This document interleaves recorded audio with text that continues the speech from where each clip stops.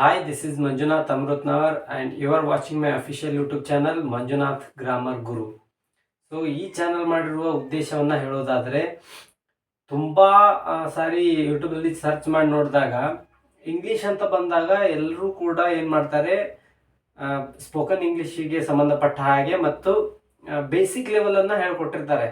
So ನಾವೇನು decide ಮಾಡಿದ್ದೀವಿ ಅಂತ ಹೇಳಿದರೆ ಬೇಸಿಕ್ ಅಷ್ಟೇ ಅಲ್ಲ, ಬೇಸಿಕ್ ಇಂದ ಅಡ್ವಾನ್ಸ್ ಲೆವೆಲ್ವರೆಗೂ ಏನು ಗ್ರಾಮರ್ ಇರುತ್ತೆ ಆ ಗ್ರಾಮರನ್ನು ನಮ್ಮ ಕ್ಲಾಸಲ್ಲಿ ನಾವು ಪಾಠ ಮಾಡಬೇಕು ಅಂತ ಹೇಳಿ ಡಿಸೈಡ್ ಮಾಡಿದ್ವಿ. ಆಮೇಲೆ ಈ ಸ್ಟೇಟ್ ಗೌರ್ಮೆಂಟಿಗೆ ಅಷ್ಟೇ ಅಲ್ಲದೆ ಸೆಂಟ್ರಲ್ ಗೌರ್ಮೆಂಟಲ್ಲಿ ಬರ್ತಕ್ಕಂಥ SSC ಆಗಿರ್ಬೋದು, RRB ಆಗಿರ್ಬೋದು, ಮತ್ತು ಬ್ಯಾಂಕಿಂಗ್ ಎಕ್ಸಾಮ್ಸ್ ಎಲ್ಲ ಆಗಿರ್ಬೋದು, ಈ ಥರದ ಎಲ್ಲ ಎಕ್ಸಾಮ್ಗಳಿಗೂ ಕೂಡ ಇಂಗ್ಲೀಷ್ ಗ್ರಾಮರನ್ನು ಯಾವ ರೀತಿ ಓದಬೇಕು, ಆಮೇಲೆ ಆ ಎಕ್ಸಾಮಲ್ಲಿ ಬರ್ತಕ್ಕಂತಹ ಕ್ವಶನ್ಸ್ಗಳನ್ನು ಯಾವ ರೀತಿ ಟ್ಯಾಕಲ್ ಮಾಡಬೇಕು ಅನ್ನೋದ್ರ ಬಗ್ಗೆ ನಮ್ಮ ಈ ಚಾನಲ್ ಮುಖಾಂತರ ನಾವು ನಿಮಗೆ ತಿಳಿಸ್ಕೊಡುವಂತಹ ಪ್ರಯತ್ನವನ್ನು ಮಾಡ್ತಾ ಇದ್ದೀವಿ. ಸೊ ಅದ್ರ ಜೊತೆಗೆ ಈಗಷ್ಟೇ ಕಾನ್ಫರ್ಮ್ ಆಗಿರ್ತಕ್ಕಂಥ VA ಇರ್ಬೋದು, PDO ಇರ್ಬೋದು, KAS ಇರ್ಬೋದು, ಆಮೇಲೆ ಸರ್ವೇರ್ ಆಫೀಸಲ್ಲಿ ಅದು ಕಾಲ್ ಆಗಿದೆ. ಅದಷ್ಟೇ ಅಲ್ಲದೆ ಮತ್ತೆ KPSCಯಲ್ಲಿ ಗ್ರೂಪ್ B ಕಾಲ್ಫಾರ್ಮ್ ಆಗಿದೆ. ಸೊ ಈ ಎಲ್ಲ ಕಾಲ್ಫಾರ್ಮ್ಗಳನ್ನು ನೋಡಿದಾಗ ಒಂದು ಸಿಮಿಲಾರಿಟಿ ಇದೆ. ಅದೇನಂತ ಹೇಳಿದ್ರೆ ಕಮ್ಯುನಿಕೇಶನ್ ಪೇಪರ್ ಅಂತ ಹೇಳಿ ಒಂದು ಪೇಪರನ್ನು ಆ್ಯಡ್ ಮಾಡಿದ್ದಾರೆ. ಸೊ ಈ ಕಮ್ಯುನಿಕೇಶನ್ ಪೇಪರ್ ಅಂತ ಬಂದಾಗ 3 ವಿಷಯಗಳನ್ನು ಒಳಗೊಂಡಿರುತ್ತೆ. ಒಂದು ಕನ್ನಡ, ಇನ್ನೊಂದು ಇಂಗ್ಲೀಷ್, ಇನ್ನೊಂದು ಕಂಪ್ಯೂಟರ್. ಕನ್ನಡದಲ್ಲಿ 35 ಮಾರ್ಕ್ಸ್ ಗ್ರಾಮರ್ ಬೇಸ್ಡ್ ಇರುತ್ತೆ, ಇಂಗ್ಲೀಷಲ್ಲೂ ಕೂಡ 35 ಮಾರ್ಕ್ಸ್ ಗ್ರಾಮರ್ ಬೇಸ್ಡ್ ಇರುತ್ತೆ. ಆಮೇಲೆ ಕಂಪ್ಯೂಟರ್ ಅಂತ ಬಂದಾಗ 30 ಮಾರ್ಕ್ಸು ಕಂಪ್ಯೂಟರ್ ನಾಲೆಜ್ಗೆ ಸಂಬಂಧಪಟ್ಟ ಹಾಗೆ ಕ್ವಶನ್ಸ್ಗಳು ಇರ್ತವೆ. ಸೊ ಈ 3 ವಿಷಯಗಳನ್ನು ಸೇರಿಸಿ 100 ಮಾರ್ಕ್ಸಿಗೆ ಒಂದು ಪೇಪರನ್ನು ಕಂಡಕ್ಟ್ ಮಾಡಲಾಗುತ್ತೆ. ಸೊ ಆ ಪೇಪರಲ್ಲಿ ಬರ್ತಕ್ಕಂತಹ ಎಲ್ಲ ಗ್ರಾಮರ್ ಪಾರ್ಟ್ಗೂ ಏನು ರಿಲೇಟೆಡ್ ಇರುತ್ತೆ ಅವಷ್ಟು ವಿಷಯಗಳನ್ನು ನಾವು ನಮ್ಮ ಚಾನಲ್ ಮುಖಾಂತರ ಬರೀ ಇಂಗ್ಲೀಷ್ ಗ್ರಾಮರ್ ಅಷ್ಟೇ ಅಲ್ಲದೆ ಕನ್ನಡ ಗ್ರಾಮರನ್ನು ಕೂಡ 0ದಿಂದ ಅಡ್ವಾನ್ಸ್ ಲೆವೆಲ್, ಅಂದರೆ ಬೇಸಿಕ್ಕಿಂದ ಅಡ್ವಾನ್ಸ್ ಲೆವೆಲ್ವರೆಗೂ ನಾವು ಪಾಠವನ್ನು ತೆಗೆದುಕೊಳ್ಬೇಕು ಅಂತ ಹೇಳಿ ಈ ಚಾನಲನ್ನು ಪ್ರಾರಂಭ ಮಾಡ್ತಾ ಇದ್ದೀವಿ. ಸೊ ಅದಕ್ಕಾಗಿ ನನ್ನೊಂದು ರಿಕ್ವೆಸ್ಟ್ ಏನಂತ ಹೇಳಿದರೆ, ನಿಮಗೆ ದಯವಿಟ್ಟು ಎಲ್ಲರೂ ನಮ್ಮ ಚಾನಲನ್ನು ಸಬ್ಸ್ಕ್ರೈಬ್ ಮಾಡ್ಕೊಳ್ಳಿ. ಆಮೇಲೆ ಬೆಲ್ ಐಕಾನನ್ನು ಹಿಟ್ ಮಾಡಿ, ಅಲ್ಲಿ ನಿಮಗೆ ಆಲ್ ಅನ್ನುವಂಥ ಒಂದು ಆಪ್ಷನ್ ಬರುತ್ತೆ, ಅದ್ರ ಮೇಲೆ ಕ್ಲಿಕ್ ಮಾಡಿ. ಅಂದರೆ ನಾವು ಮಾಡುವಂತಹ ಎಲ್ಲ ಕ್ಲಾಸಸ್ಗಳು ಅಥವಾ ವಿಡಿಯೋಗಳು ನಿಮಗೆ ನೋಟಿಫೈ ಆಗುತ್ತೆ, ನೀವು ನೋಡ್ಬೋದು. ಅದ್ರ ಜೊತೆಗೆ ನಿಮ್ಮ ಫ್ರೆಂಡ್ಸ್ ಸರ್ಕಲಲ್ಲಿ, ನಿಮ್ಮ ವಾಟ್ಸಪ್ ಗ್ರೂಪಲ್ಲಿ, ನಿಮ್ಮ ಫ್ಯಾಮಿಲಿ ಗ್ರೂಪ್ಸಲ್ಲಿ, ಎಲ್ಲ ಗ್ರೂಪ್ಗಳಲ್ಲೂ ವಾಟ್ಸಪ್ ಗ್ರೂಪ್ಗಳಲ್ಲಿ ನಮ್ಮ ಚಾನಲ್ ಲಿಂಕನ್ನು ದಯವಿಟ್ಟು ಶೇರ್ ಮಾಡಿ, ಸಬ್ಸ್ಕ್ರೈಬ್ ಮಾಡ್ಕೊಳ್ಳಿಕ್ಕೆ ಹೆಲ್ಪ್ ಮಾಡಿ, ನಿಮ್ಮ ಫ್ರೆಂಡ್ಸ್ಗೆ ತಿಳಿಸ್ಕೊಡಿ. ಅದ್ರ ಜೊತೆಗೆ ಲೈಕ್ ಮಾಡಿ, ಆಮೇಲೆ ಕಮೆಂಟ್ ಮಾಡಿ. ಇಷ್ಟೆಲ್ಲ ಮಾಡೋದ್ರಿಂದ ನಮಗೂ ಒಂದು ಮೋಟಿವೇಶನ್ ಸಿಗುತ್ತೆ. ಮೋಟಿವೇಟ್ ಆಗಿ ನಾವು ಇನ್ನೂ ಹೆಚ್ಚಿನ ವಿಷಯಗಳನ್ನು ಹೆಚ್ಚಿನ ಆಸಕ್ತಿ ವಹಿಸಿ ನಿಮಗೆ ಕೊಡುವಂತಹ ಸಾಧ್ಯತೆ ನಮ್ಮ ಕಡೆಯಿಂದನೂ ಆಗತ್ತೆ. ಸೊ ಇದಷ್ಟು ನಮ್ಮ ಚಾನಲ್ ಬಗ್ಗೆ ಆಯಿತು. ಇನ್ನು ವಿಷಯಕ್ಕೆ ಬರೋದಾದರೆ, ಮೊದಲಿಗೆ ಗ್ರಾಮರ್ ಅಂತ ತಗೊಂಡಾಗ ನಾವು ಮೋಸ್ಟ್ ಪ್ರಿಫರೇಬಲ್ ಕೊಡೋದು ಇಂಗ್ಲೀಷ್ ಗ್ರಾಮರ್ಗೆ. ಸೊ ಇಂಗ್ಲೀಷ್ ಗ್ರಾಮರ್ ಯಾಕಂತ ಹೇಳಿದ್ರೆ ಎಲ್ಲ ವಿದ್ಯಾರ್ಥಿಗಳಿಗೂ ಇದೊಂದು ಕಬ್ಬಿಣದ ಕಡಲೆ ಆಗಿ ಪರಿಣಮಿಸುತ್ತೆ. ಹೇಗೆ ಒಂದಷ್ಟು ಜನಕ್ಕೆ ಮ್ಯಾಥ್ಸ್ ಅಂದ್ರೆ ಕಬ್ಬಿಣದ ಕಡಲೆ ಆಗಿರುತ್ತೋ, ಅದೇ ಥರ ಇಂಗ್ಲೀಷ್ ಅಂದ್ರೂ ಕೂಡ ಒಂದಷ್ಟು ವಿದ್ಯಾರ್ಥಿಗಳಿಗೆ ಟಫ್ ಅನಿಸುತ್ತೆ. ಸೊ ಅದಕ್ಕಾಗಿ ನಮ್ಮ ಚಾನಲಲ್ಲಿ ನಾವೇನು ಮಾಡ್ತಾ ಇದ್ದೀವಿ ಅಂತ ಹೇಳಿದ್ರೆ, ಆ ಟಫ್ ಆಗುವಂತಹ ಎಲ್ಲ ಏನೇ ಕಾಂಪ್ಲಿಕೇಟೆಡ್ ಇರತಕ್ಕಂಥ ವಿಷಯಗಳನ್ನು ನಾರ್ಮಲೈಸ್ ಮಾಡಿ ಯಾವ ರೀತಿ ಅಧ್ಯಯನ ಮಾಡ್ಬೋದು ಅನ್ನುವಂತಹ ಒಂದಷ್ಟು ಟ್ರಿಕ್ಗಳ ಮೇಲೆ ಈ ಕ್ಲಾಸಲ್ಲಿ ನಾವು ಆ ಟ್ರಿಕ್ಸನ್ನು ನಿಮಗೆ ಹೇಳ್ತಾ ಇದ್ದೀವಿ. ಸೊ ಅದಕ್ಕಾಗಿ ಸಪೋರ್ಟ್ ಮಾಡಿ. ನಾವು ಕೂಡ ನಿಮಗೆ ಒಳ್ಳೆ ಕಂಟೆಂಟ್ ಇರ್ತಕ್ಕಂತಹ ಅಥವಾ ಒಳ್ಳೆ ಟ್ರಿಕ್ಸ್ ಮೂಲಕ ನಿಮಗೆ ಗ್ರಾಮರನ್ನು ಟೀಚ್ ಮಾಡುವಂತಹ ಕೆಲಸವನ್ನು ಮಾಡ್ತೀವಿ. ಸೊ ಫಸ್ಟಿಗೆ ನಾನು ಹೇಳಿದಾಗೆ ಇಂಗ್ಲೀಷ್ಗೆ ಬರೋದಾದರೆ, ಇಂಗ್ಲೀಷ್ ಗ್ರಾಮರ್ ಅಂತ ಬಂದಾಗ ಬೇಸಿಕ್ ಲೆವೆಲಿಂದ ಅಡ್ವಾನ್ಸ್ ಲೆವೆಲ್ ಅಂತ ಹೇಳಿದ್ವಿ. ಅದಕ್ಕೋಸ್ಕರ ಬೇಸಿಕ್ ಅಂತ ಹೇಳಿದ್ರೆ ABCD ಹೇಳ್ತಾ ಕೂತ್ಕೊಳ್ಳೋಕ್ಕಾಗಲ್ಲ. ಸೊ ಅಲ್ಫಾಬೆಟನ್ನು ಬಿಟ್ಟು ನೆಕ್ಸ್ಟ್ ಸ್ಟಾರ್ಟ್ ಆಗೋದೇ ನಮ್ಮ ಇಂಗ್ಲೀಷ್ ಗ್ರಾಮರಲ್ಲಿ ಪಾರ್ಟ್ಸ್ ಆಫ್ ಸ್ಪೀಚ್. ಸೊ ಇಂಗ್ಲೀಷಲ್ಲಿ ಮೊದಲಿಗೆ ಗ್ರಾಮರಲ್ಲಿ ಸ್ಟಾರ್ಟ್ ಆಗುವಂಥದ್ದು ಪಾರ್ಟ್ಸ್ ಆಫ್ ಸ್ಪೀಚ್. ಆ ಪಾರ್ಟ್ಸ್ ಆಫ್ ಸ್ಪೀಚ್ ಬಗ್ಗೆ ಇವಾಗ ನಾವು ಒಂದೊಂದಾಗಿ ಅಧ್ಯಯನ ಮಾಡ್ಕೊಳ್ತಾ ಹೋಗೋಣ. ಸೊ ಪಾರ್ಟ್ಸ್ ಆಫ್ ಸ್ಪೀಚ್ ಅಂತ ಬಂದಾಗ, ಮೊದಲಿಗೆ ನಾನು ಹೇಳಿದಾಗೆ ಪಾರ್ಟ್ಸ್ ಆಫ್ ಸ್ಪೀಚಲ್ಲಿ ಒಟ್ಟು 8 ಭಾಗಗಳನ್ನು ನಾವು ಅಧ್ಯಯನ ಮಾಡಬೇಕು. ಆ 8 ಭಾಗಗಳು ಯಾವ್ಯಾವ ಅಂತ ನೋಡೋದಾದರೆ, ಮೊದಲಿಗೆ ಬರುವಂಥದ್ದು noun, second one pronoun, third one adjective, and fourth one verb, and fifth one adverb, and the sixth one preposition, and seventh one conjunction, and the last one is interjection. So 8 ಭಾಗಗಳನ್ನು ನಾವು parts of speech ಅಂತ ಹೇಳಿ ಕರಿತೀವಿ. ಮತ್ತು ಅದರಲ್ಲೇ ನಾವು group ಮಾಡೋದಾದ್ರೆ noun, pronoun, ಅಡ್ಜೆಕ್ಟಿವ್ಗಳನ್ನ noun group ಅಂತ ಹೇಳಿ ಕನ್ಸಿಡರ್ ಮಾಡ್ತೀವಿ. ಇದನ್ನ ನೌನ್ ಗ್ರೂಪ್ ಅಂತ ಹೇಳಿ ಕನ್ಸಿಡರ್ ಮಾಡ್ತೀವಿ.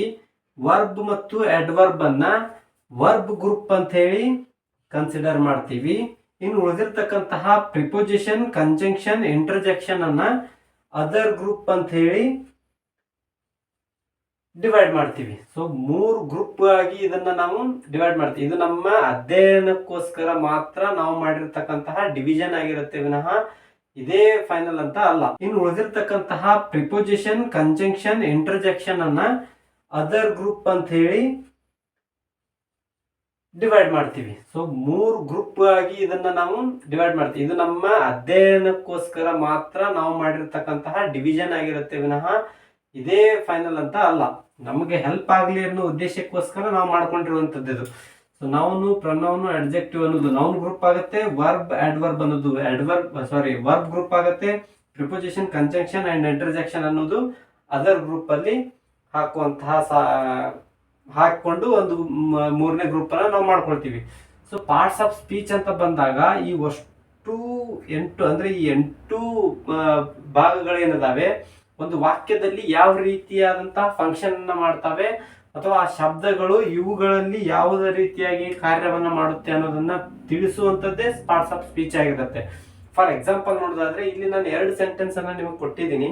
ಆ 2 ಸೆಂಟೆನ್ಸ್ ಅನ್ನ ನೋಡುವುದಾದ್ರೆ ಮೊದಲಿಗೆ ಮನು ಅಂತ ಇದೆ, ಅದು ನೌನ್ ಆಗಿರುತ್ತೆ. ಈಸ್ ಅನ್ನೋದು ಹೆಲ್ಪಿಂಗ್ ವರ್ಬ್ ಆಗಿರುತ್ತೆ. ಡಾನ್ಸಿಂಗ್ ಅನ್ನೋದು ಮೇನ್ ವರ್ಬ್ ಆಗಿರುತ್ತೆ. ಆನ್ ಅನ್ನೋದು ಪ್ರಿಪೋಸಿಷನ್ ಆಗಿರುತ್ತೆ. ದ ಅನ್ನೋದು ಆರ್ಟಿಕಲ್. ಸ್ಟೇಜ್ ಅನ್ನೋದು ನೌನ್. ಮತ್ ಇದನ್ನೇ ಇನ್ನೊಂದು ಪಾರ್ಟ್ ಮಾಡಿದಾಗ ಇದನ್ನ ನಾವು ಸಬ್ಜೆಕ್ಟ್ ಅಂತ ಕರಿತೀವಿ. ಇದನ್ನ ನಾವು ವರ್ಬ್ ಅಂತ ಕನ್ಸಿಡರ್ ಮಾಡ್ತೀವಿ. ಇದನ್ನ ನಾವು ಆಬ್ಜೆಕ್ಟ್ ಅಂತ ಹೇಳಿ ಕರಿತೀವಿ. ಸೊ ಮನು ಅನ್ನೋದು ನಾಮಪದವಾಗಿ ಕಾರ್ಯ ಮಾಡ್ತಾ ಇದೆ. ಈ 8 ಭಾಗದಲ್ಲಿ ಮನು ಅನ್ನುವ ಶಬ್ದ ನಾಮಪದವಾಗಿ ಕಾರ್ಯ ಮಾಡ್ತಾ ಇದೆ. ಈಸ್ ಅನ್ನುವಂಥದ್ದು ವರ್ಬ್ ನಲ್ಲೇ ಮತ್ತೆ 2 ಭಾಗಗಳು ಬರ್ತವೆ. ಈ ವರ್ಬ್ ನಲ್ಲೇ 2 ಭಾಗಗಳು ಬರ್ತವೆ, ಒಂದು ಹೆಲ್ಪಿಂಗ್ ವರ್ಬ್ ಮತ್ತೆ ಮೇನ್ ವರ್ಬ್ ಅಂತ ಹೇಳಿ. ಸೊ ಆ ವರ್ಬ್ ಆಗಿ ಇವೆರಡು ಕಾರ್ಯಗಳನ್ನ ಮಾಡ್ತಾ ಇದೆ, ಅದಕ್ಕೆ ಇಲ್ಲಿ ವರ್ಬ್ ಅಂತ ಕೊಟ್ಟಿದ್ದೀನಿ. ಸೊ ಈಸ್ ಅನ್ನೋದು ಮತ್ತು ಡ್ಯಾನ್ಸಿಂಗ್ ಅನ್ನೋದು ವರ್ಬ್ ಆಗಿ ಕೆಲಸ ಮಾಡ್ತಾ ಇರುತ್ತೆ. ಆನ್ ಅನ್ನೋದು ಈ ಪ್ರಿಪೋಸಿಷನ್ ಆಗಿ ಕೆಲಸ ಮಾಡ್ತಾ ಇದೆ. ದ ಅನ್ನೋದು ಆರ್ಟಿಕಲ್ ಅನ್ನ ನಾವು ಇನ್ನೊಂದು ಇದು ಪಾರ್ಟ್ಸ್ ಆಫ್ ಸ್ಪೀಚ್ ಮುಗಿದ್ಮೇಲೆ ಇನ್ನೊಂದು ಕಾನ್ಸೆಪ್ಟ್ ಅಲ್ಲಿ ಆರ್ಟಿಕಲ್ ಬಗ್ಗೆ ಅಧ್ಯಯನ ಮಾಡೋಣ. ಸ್ಟೇಜ್ ಅನ್ನೋದು ಕೂಡ ನೌನ್ ಆಗಿ ಕೆಲಸ ಮಾಡ್ತಾ ಇದೆ. ಸೊ ಒಟ್ಟಾರೆಯಾಗಿ ಪ್ರತಿಯೊಂದು ಶಬ್ದವು ಒಂದು ವಾಕ್ಯದಲ್ಲಿ ತಾವು ಮಾಡ್ತಕ್ಕಂತಹ ಕೆಲಸವನ್ನ ಸೂಚಿಸ್ಲಿಕ್ಕೆ ಇರುವಂತಹ ಕಾನ್ಸೆಪ್ಟೇ ಪಾರ್ಟ್ಸ್ ಆಫ್ ಸ್ಪೀಚ್ ಆಗಿರುತ್ತೆ.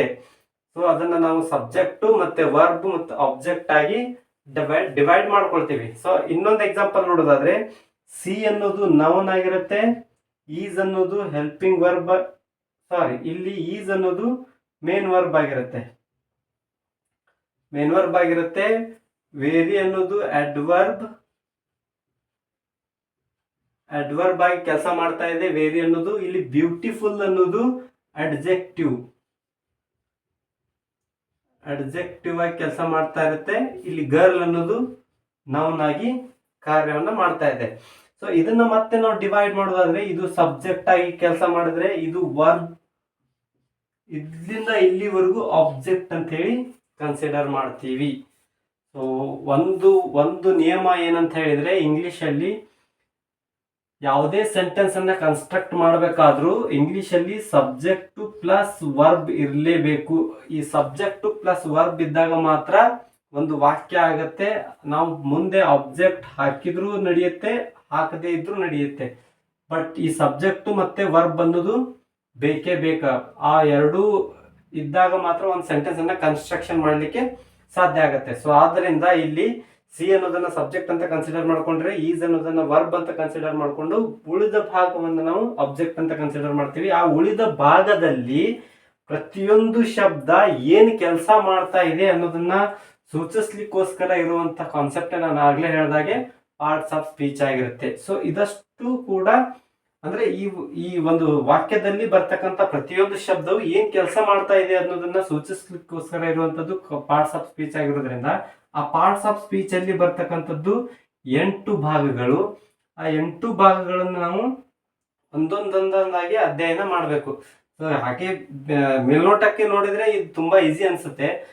ನೌನ್ ಅಂದ್ರೆ ಏನು, ಇದಾ ಹೆಸರು ಯಾವುದಕ್ಕೆಲ್ಲ ಹೆಸರು ಕೊಟ್ಟಿರ್ತೀವಿ ಅದಕ್ಕೆ ನಾವು ನೌನ್ ಅಂತ ಹೇಳಿ ಕರೆದ್ರೆ ಮುಗಿದೋಯ್ತು. ಪ್ರನೌನ್ ಅಂತ ಹೇಳಿದ್ರೇನು, ನೌನ್ ಬಗ್ಗೆ ನೌನಿನ ಬದಲಿಗೆ ಬಳಸುವಂತಹ ಎಲ್ಲಾ ಶಬ್ದಗಳನ್ನು ನಾವು ಪ್ರನೌನ್ ಅಂತ ಹೇಳಿ ಕರೆದ್ರೆ ಮುಗೀತು. ಇಷ್ಟೇನಾ ಅನ್ನೋ, ಇದು ಅಷ್ಟೇ ಎಲ್ಲಿರುತ್ತೆ ಅಂದ್ರೆ ಪ್ರೈಮರಿ ಲೆವೆಲ್ ಅಲ್ಲಿ ನಾವು ಈಗ ಏನ್ ಹೇಳ್ತಾ ಇದೀವಲ್ಲ ಇದೆಲ್ಲವೂ ಪ್ರೈಮರಿ ಲೆವೆಲ್ ಅಲ್ಲಿ ಬರ್ತಕ್ಕಂಥದ್ದು. ಅದಕ್ಕೆ ನಾನು ಹೇಳಿದೆ ಬೇಸಿಕ್ ಇಂದ ಅಡ್ವಾನ್ಸ್ ಲೆವೆಲ್ ವರ್ಗು ನಾನು ತಗೊಂಡು ಹೋಗ್ಬೇಕು ಅಂತ ಹೇಳಿ.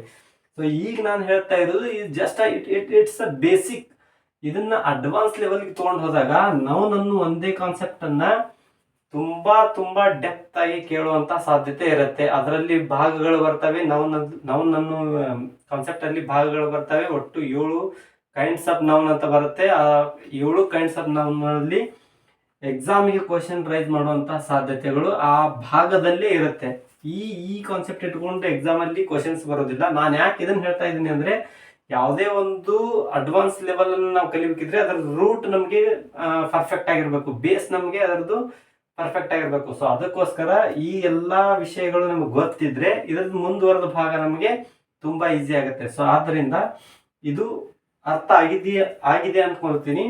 ಇನ್ನ ನೆಕ್ಸ್ಟ್ ಕ್ಲಾಸ್ ಅಲ್ಲಿ ಅಥವಾ ಈಗ ನೆಕ್ಸ್ಟ್ ಚಾಪ್ಟರ್ ನಮ್ದು ಏನಾಗುತ್ತೆ, ಒಂದೊಂದಾಗಿ ಇನ್ ಡೆಪ್ತ್ ಆಗಿ ಒಂದೊಂದೇ ಪಾರ್ಟ್ಸ್ ಆಫ್ ಸ್ಪೀಚ್ ಅನ್ನ ಇನ್ ಡೆಪ್ತ್ ಆಗಿ ನೋಡುವಂತಹ ಪ್ರಯತ್ನವನ್ನ ಮಾಡೋಣ.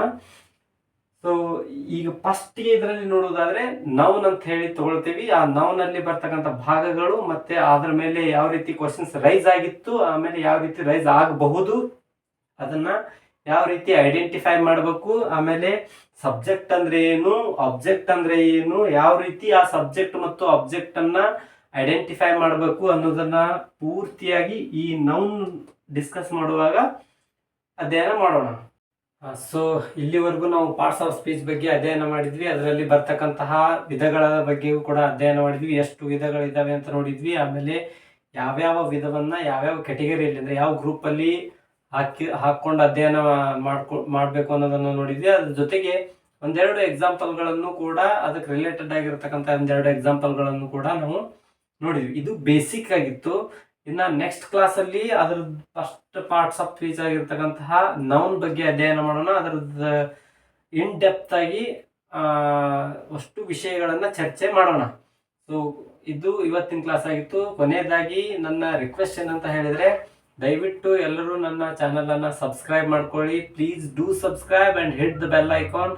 ಅಲ್ಲಿ ಆಲ್ ಅಂತ ಒಂದು ಆಪ್ಷನ್ ಬರುತ್ತೆ, ಅದ್ರ ಮೇಲೆ ಕ್ಲಿಕ್ ಮಾಡಿದ್ರೆ you will get all the notification. ನಾವೇನೇ ವಿಡಿಯೋಸ್ ಮಾಡಿದ್ರು, ಯಾವುದೇ ಕ್ಲಾಸ್ ಕಂಡಕ್ಟ್ ಮಾಡಿದ್ರು ಕೂಡ ನಿಮ್ಗೆ ಬಂದ್ ರೀಚ್ ಆಗುತ್ತೆ. ಸೊ ದಯವಿಟ್ಟು ಎಲ್ಲರೂ ಆ ವಿಡಿಯೋಗಳನ್ನ ನೋಡಿ ನಮ್ಗೆ ಸಪೋರ್ಟ್ ಮಾಡಿ, ಆಮೇಲೆ ಲೈಕ್ ಮಾಡಿ, ಕಮೆಂಟ್ ಮಾಡಿ, ಎಲ್ಲರಿಗೂ ಶೇರ್ ಮಾಡಿ. ನಿಮ್ಮ ವಾಟ್ಸಪ್ ಗ್ರೂಪ್ ಅಲ್ಲಿ ಆಗಿರ್ಬೋದು, ನಿಮ್ಮ ಫ್ರೆಂಡ್ಸ್ ಸರ್ಕಲ್ ಅಲ್ಲಿ ಆಗಿರ್ಬೋದು, ನಿಮ್ಮ ಫ್ಯಾಮಿಲಿ ಸರ್ಕಲ್ ಅಲ್ಲಿ ಆಗಿರ್ಬೋದು, ಅಥವಾ ಗ್ರೂಪ್ಸ್ ಅಲ್ಲಿ ಆಗಿರ್ಬೋದು, ಎಲ್ಲವೂ ವಾಟ್ಸಪ್ ಗ್ರೂಪ್ ಅಲ್ಲಿ ಕೂಡ ದಯವಿಟ್ಟು ಶೇರ್ ಮಾಡಿ ನಮಗೆ ಸಪೋರ್ಟ್ ಮಾಡಿ.